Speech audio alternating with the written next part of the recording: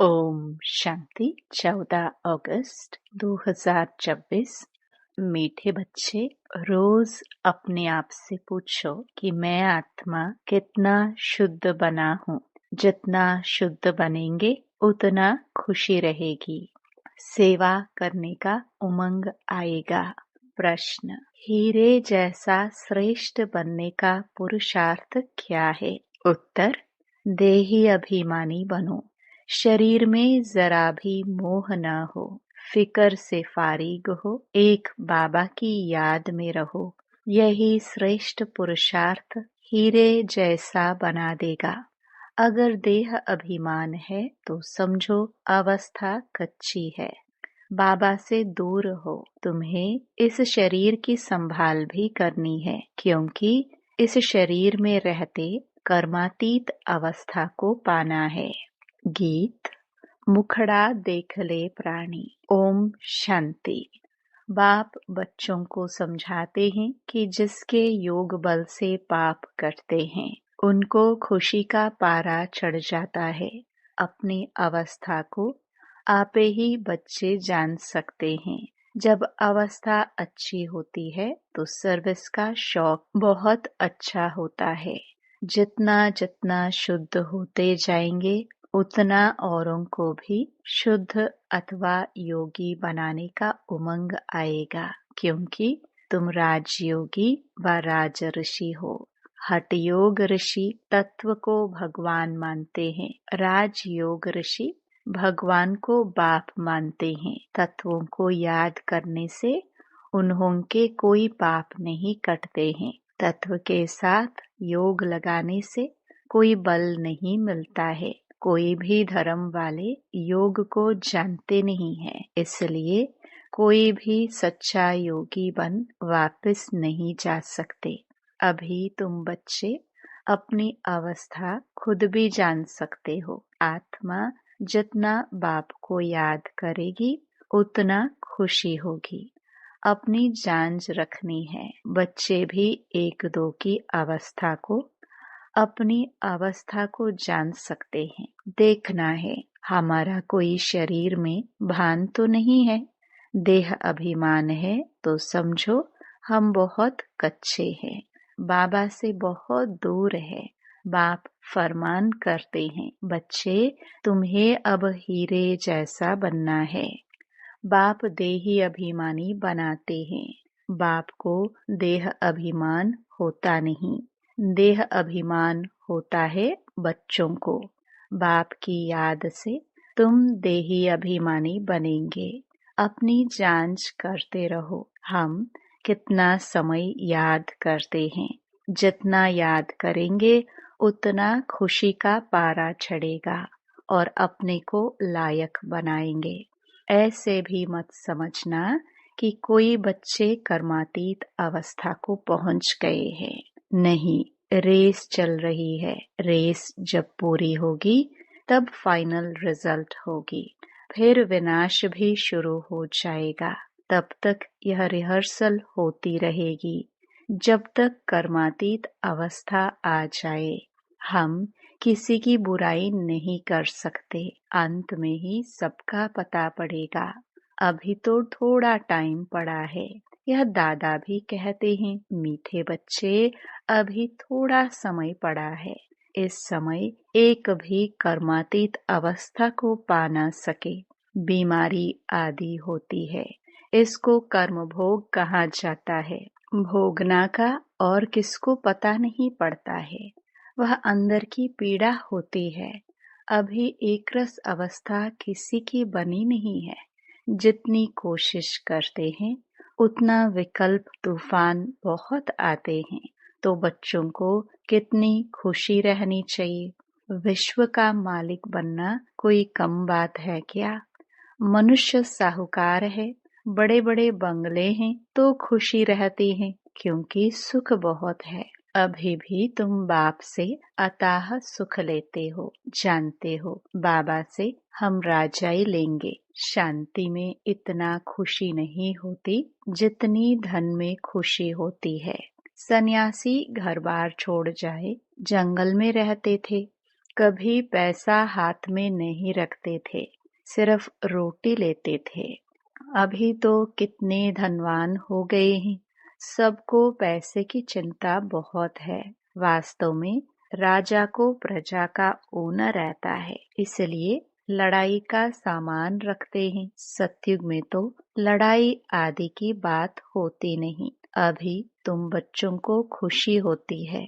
हम अपनी राजाई में जाते हैं, वहाँ डर की कोई बात नहीं होती, टैक्स आदि की बात नहीं। यह शरीर की फिक्रात यहाँ रहती है। गाया जाता है, फिकर से फारिग स्वामी। तुम जानते हो, फिकर से फारिग होने के लिए अभी हम इतना पुरुषार्थ करते हैं, फिर 21 जन्म लिए कोई फिक्रात नहीं रहेगी। बाबा को याद करने से तुम बहुत अडोल रहेंगे। रामायण की कथा भी तुम्हारे पर है, तुम ही महावीर बनते हो। आत्मा कहती है, हमको रावण हिला नहीं सकता, वह अवस्था पिछाड़ी को आएगी। अभी तो कोई भी हिल जाएंगे। फिक्रात रहेगी, जब विश्व में लड़ाई लगेगी तब समझेंगे अब टाइम आ गया है। जितना बाप को याद करने का पुरुषार्थ करेंगे उतना फायदा होगा। पुरुषार्थ करने का अभी ही समय है, फिर तो विनाश की धूमधाम होगी। अभी तो शरीर में भी मोह रहता है ना। बाबा खुद कहते हैं, शरीर की संभाल रखो, अंतिम शरीर है, इसमें ही पुरुषार्थ कर कर्मातीत अवस्था को पाना है। जीते रहेंगे, बाप को याद करते रहेंगे। बाप समझाते हैं, बच्चे जीते रहो, जितना जिएंगे उतना बाप को याद कर ऊंच वर्षा लेंगे। अभी तुम्हारी कमाई होती रहती है। शरीर को निरोगी तंदुरुस्त रखो, गफलत नहीं करनी है। खान पान की संभाल रखेंगे तो कुछ नहीं होगा। एक रस चलन से शरीर भी तंदुरुस्त रहेगा। यह अमूल्य तन है, इसमें पुरुषार्थ कर देवी देवता बनते हो तो बलिहारी इस समय की है। खुशी रहनी चाहिए। जितना बाप और वर्षे को याद करेंगे उतना नारायणी नशा छड़ा रहेगा। बाप की याद से ही तुम ऊंचते ऊंच पद पाएंगे। देखना है हम कितना खुशी में, कितना फकुर में रहते हैं। गरीबों को तो और ही खुशी रहनी चाहिए, साहूकारों को तो धन का फिकर रहता है। तुम्हारे में कुमारियों को तो कोई फिकर नहीं है। हाँ, कोई के मित्र संबंधी गरीब हैं तो संभाल रखनी पड़ती है, जगाते भी रहना है। अगर नहीं जगते हैं तो फिर कहाँ तक मदद करते रहेंगे। बाबा कहते हैं ना, तुम सर्विसेबल खुद बनो, वह स्त्री को रूहानी सर्विस में दो। तुम हो बाबा के मददगार। मदद तो सबको चाहिए ना। अकेला बाप भी क्या करेगा। कितनों को मंत्र दे, हम तुमको देते हैं, तुमको फिर औरों को देना है, कलम लगाना है। बच्चों को कहते रहते हैं, जितना हो सके मददगार बनो, मंत्र देते जाओ।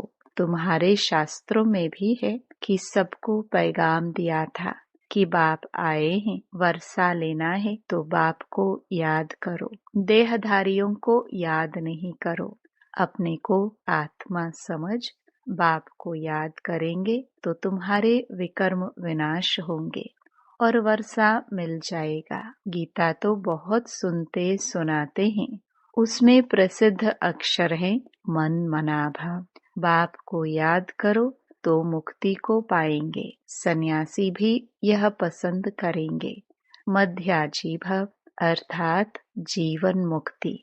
बच्चे बाप के बनते हैं तो बाप कहते हैं, बच्चे तुम्हारी आत्मा पतित है, पतित चल नहीं सकेंगे। यह समझने की बातें हैं। तुम भारतवासी सतो प्रधान थे, तमो प्रधान बने, अब फिर सतो प्रधान बनना है। तो बाप कहते हैं, पुरुषार्थ करो तो ऊंच पद मिलेगा। भक्ति तो जन्म जन्मांतर करते आए हो, तुम जानते हो। पहले पहले अव्यभिचारी भक्ति शुरू हुई। अभी कितनी व्यभिचारी भक्ति है। शरीरों की भी पूजा होती है, वह है भूत पूजा। देवताएं फिर भी पवित्र है, परंतु इस समय तो सब तमो प्रधान है, तो पूजा भी तमो प्रधान होती जाती है। अभी बाप को याद करना है। भक्ति का अक्षर कोई नहीं बोलना है। हाय राम, यह भी भक्ति का अक्षर है, ऐसे कोई पुकार नहीं करनी है। इसमें कुछ भी उच्चारण करने की बात नहीं। ओम शांति भी घड़ी घड़ी नहीं कहना है। शांति माना अहम आत्मा शांत स्वरूप है, सो तो है ही, इसमें बोलने की बात नहीं रहती। दूसरे कोई मनुष्य को कहेंगे ओम शांति, वह तो अर्थ जरा भी नहीं समझेंगे। वो लोग तो ओम की बड़ी बड़ी महिमा करते हैं, तुम तो अर्थ समझते हो, फिर ओम शांति कहना भी फालतू है। हाँ, एक दो से ऐसे पूछ सकते हो, शिव बाबा की याद में हो, जैसे हम भी बच्ची से पूछता हूँ, यह किसका श्रृंगार करती हो? बोलती है शिव बाबा के रथ का। यह शिव बाबा का रथ है ना, जैसे हुसैन का रथ होता है ना। घोड़े को श्रृंगार करते हैं, घोड़े का अर्थ नहीं समझते हैं। धर्म स्थापन करने वाले जो आते हैं, उनकी आत्माएं पवित्र होती हैं। पुरानी पतित आत्मा धर्म स्थापन कर न सके। तुम धर्म स्थापन नहीं करते हो, शिव बाबा तुम्हारे द्वारा करते हैं, तुमको पवित्र बनाते हैं। वो लोग भक्ति मार्ग में बहुत श्रृंगार आदि करते हैं, यहाँ श्रृंगार पसंद नहीं करते। बाप कितना निरहंकारी है, खुद कहते हैं हम बहुत जन्मों के अंत के भी अंत में आता हूँ। पहले सतयुग में होगा श्री नारायण, श्री लक्ष्मी से भी पहले श्री नारायण आएगा। वह तो बड़ा होगा ना, इसलिए श्री कृष्ण का नाम गाया हुआ है। श्री नारायण से भी श्री कृष्ण की महिमा जास्ती करते हैं। श्री कृष्ण की ही जन्माष्टमी मनाते हैं, श्री नारायण का बर्थडे नहीं मनाते। यह कोई नहीं जानते कि श्री कृष्ण सो श्री नारायण। नाम तो बचपन का ही चलेगा ना। फलाने ने जन्म लिया, उसका बर्थडे मनाते हैं, इसलिए श्री कृष्ण का ही मनाते हैं। श्री नारायण का किसको पता नहीं।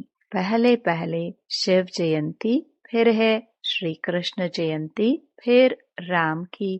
शिव के साथ गीता का भी जन्म होता है। शिव बाबा आते ही हैं बहुत जन्मों के अंत के जन्म में। बुजुर्ग अनुभवी रथ में ही आते हैं। कितना अच्छा समझाया हुआ है, तो भी किसकी बुद्धि में नहीं आता।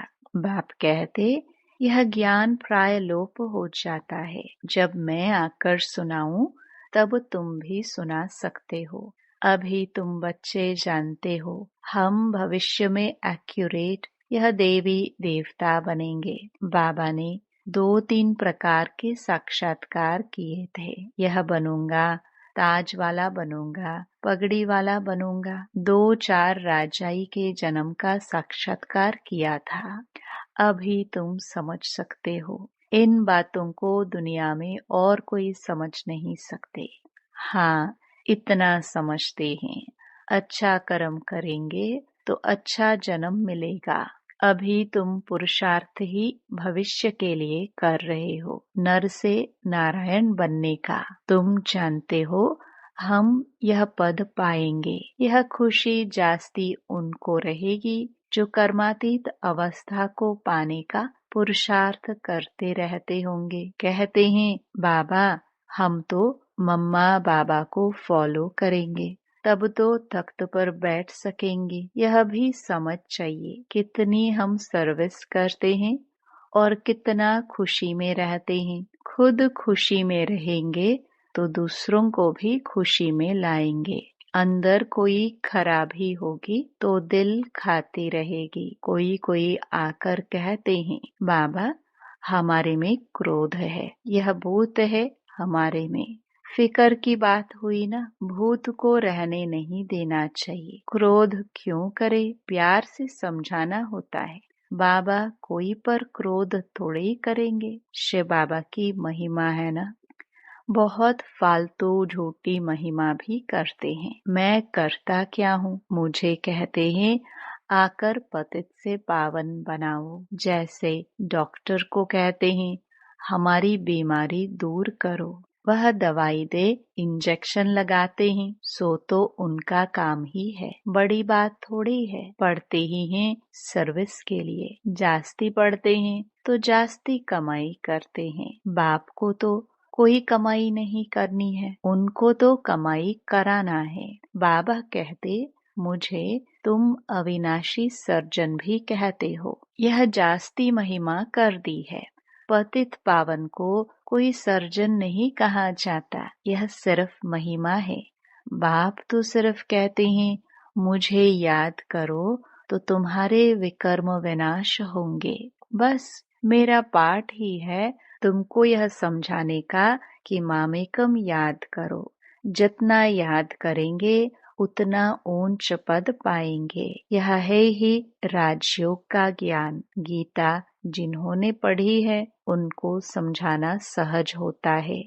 तुम पूज्य राजाओं के राजा बनते हो, फिर पुजारी बनेंगे। तुमको मेहनत करनी है। तुम विश्व को पवित्र बनाते हो, कितना भारी मर्तबा है। तुम सब अंगुली देते हो कलयुगी पहाड़ को पलटाने। बाकी पहाड़ आदि कुछ भी है नहीं। अब तुम जानते हो नई दुनिया आनी है, इसलिए राजयोग जरूर सीखना है। बाप ही आकर सिखलाते हैं। सतो प्रधान बनना है। जो कल्प पहले बने होंगे उनको समझाने से जचेगा।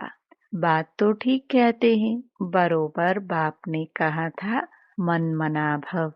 अक्षर संस्कृत है, बाप तो हिंदी में कहते हैं मुझे याद करो। अभी तुम समझते हो हम कितने ऊंच धर्म ऊंच कर्म वाले थे। तब तो गायन है 16 कला।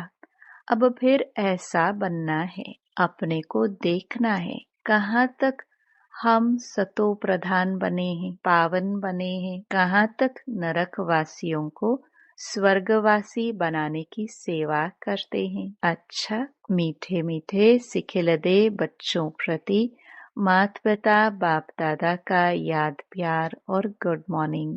रूहानी बाप की रूहानी बच्चों को नमस्ते। धारणा के लिए मुख्य सार। पहला, बाप समान निरहंकारी बनना है। इस शरीर की संभाल करते हुए शिव बाबा को याद करना है। रूहानी सर्विस में बाप का मददगार बनना है। दूसरा, अंदर में कोई भी भूत को रहने नहीं देना है। कभी किसी पर क्रोध नहीं करना है। सबसे बहुत प्यार से चलना है। माता पिता को फॉलो कर तख्त नशीन बनना है।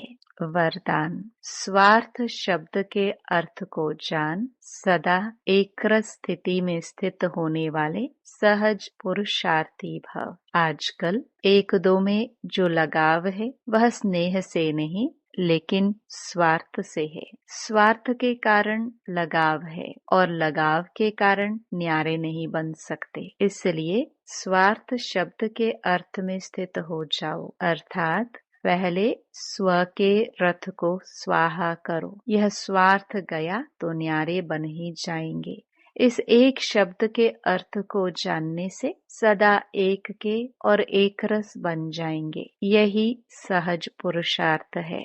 स्लोगन, फरिश्ता रूप में रहने से कोई भी विघ्न अपना प्रभाव डाल नहीं सकता। ये अव्यक्त इशारे अपवित्रता के बीज को भी समाप्त कर संपूर्ण स्वच्छ पवित्र बनो। संपूर्ण पवित्रता आप ब्राह्मणों का श्रृंगार है। सदा श्रृंगार की हुई मूर्त अर्थात सदा पवित्र स्वरूप में स्थित रह बेहद की स्टेज पर हीरो पार्ट बजाओ। सदा ब्रह्मचारी अर्थात संकल्प में भी किसी प्रकार की अपवित्रता वृत्ति को चंचल नहीं बनाए। वृत्ति की चंचलता भी रजिस्टर को दागी बना देती है, इसलिए वृत्ति से भी सदा ब्रह्मचारी बनो। ओम शांति।